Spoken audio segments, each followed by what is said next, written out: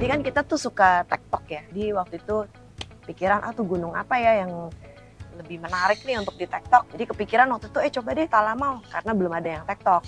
Dan juga kita nggak gitu yakin Talamau ini bisa nggak sih di tektok ya. Jadi kita udah tanya-tanya juga dengan guide setempat. Kita juga minta siapa sih guide yang paling kuat nih di Talamau nih, yang paling tahu jalur, yang paling kuat, yang siapa nih. Jadi kita dikasih satu guide, tapi dia sendiri pun belum pernah tektok. Jadi kita pikir, oke, jadi baiknya gimana ya kan, kita sendiri nggak tahu medan, dan di guide-nya yang paling kuat pun belum pernah tektok. Jadi kita siapin juga untuk kalau kita butuh camping, berarti kita ada persiapan. Jadi waktu itu kita memang persiapan untuk camping 1 malam. Jadi kita bawa waktu itu 2 porter yang akhirnya stay di pos 3 kalau nggak salah. Jadi kita ada target, misalnya kita kalau sampai di puncak sebelum jam 1 siang, kita bisa turun balik lagi, langsung ke bawah. Kalau misalnya kita nyampe puncak lebih dari jam 1, kita akan camping. Jadi kita udah persiapkan itu ya. Dan ternyata ya kita memang nyampe sana jam 12 lewat, ya langsung turun ke bawah aja. Dan ternyata kita sampai bawah itu jam 8 malam. Jadi berapa jam tuh ya? 16 jaman ya. Waktu itu kita naik truk sawit, bukan truk sawit sih ya. Lebih kayak mobil bak yang terbuka untuk kebun sawit.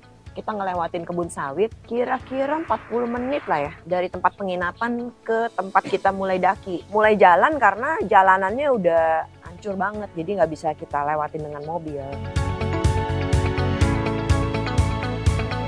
Jalur Talamau itu sebenarnya sangat sulit ya, terutama dari pos 3 ke 4 itu panjang banget dan wah itu benar-benar dengkul ketemu dagu. Ya kayak kita udah kayak yoga style, kakinya diangkat gitu kan.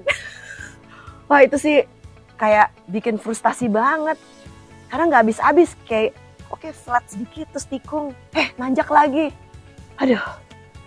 Dan itu tinggi sekali tanyakan, jadi bukan kayak jalur begini, bener-bener gini gitu loh. Kayak 40% ada, 40%, 45% ada. Karena juga jarang ada tali ya, jadi kita bener-bener harus pegang akar pohon. Jadi lumayan bikin frustrated sih. Dari 3 ke 4 itu saya merasa berat sekali. Dan waktu itu juga guide dan videographer tinggalan. Dan akhirnya mereka juga nggak ikut muncak. Jadi cuma saya dan Willy.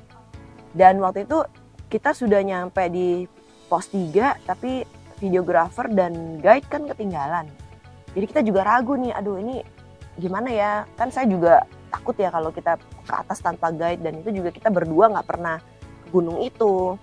Tapi Willy kemarin tuh ada nanya-nanya bahwa ya jalur 3 ke 4 itu ya nggak banyak cabang, jadi ya kita sedikit nekat dan yaudah deh coba aja. Jadi kita coba nyampe ke pos 4 dengan susah payah, terus nyampe ke telaga-telaganya itu, terus kita bingung, aduh ini jalurnya kemana gitu. Kita sempat agak nyari-nyari karena nggak kelihatan jalur ke puncaknya. Nah waktu itu kita agak melipir di pinggir telaganya baru kelihatan jalur ke puncaknya, jadi ya agak-agak sedikit nyasar nyari-nyari sih di daerah telaga itu.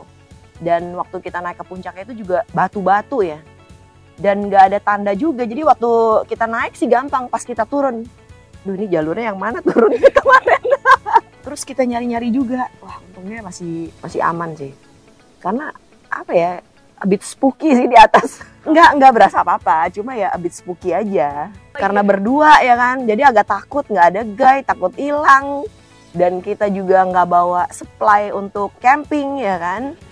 Ya ngeri juga sih.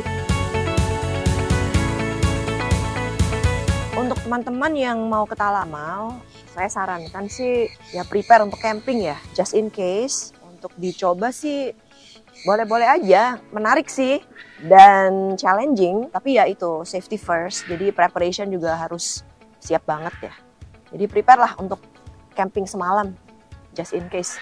Karena saya juga rutin olahraga, jadi saya nggak prepare apa-apa untuk fisik sih. Karena saya memang rutin setiap hari olahraga ya, jadi merasa udah siap kapanpun tektok di gunung ya.